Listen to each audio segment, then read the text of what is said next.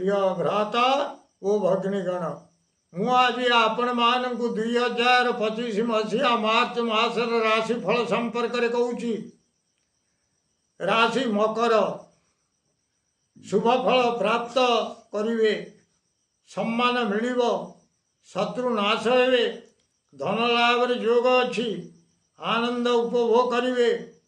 जस देश और विदेश बढ़िव, क्लेश किछि पाइबे, मन भल रहिब नाही, आत्मारे विकल भाव जागृत हेब, निज गृहरे बा बाटरे घाटरे आखि आगे सर्प देखा देवे, घरे बेले बेले कलहर सूत्रपात हेब, जानवाहन रे चढ़ी करी गला बेले पतन भय रही, सतर्कता अवलंबन करंतु,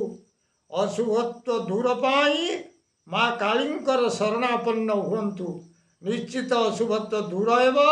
शुभ फल प्राप्त करिवे।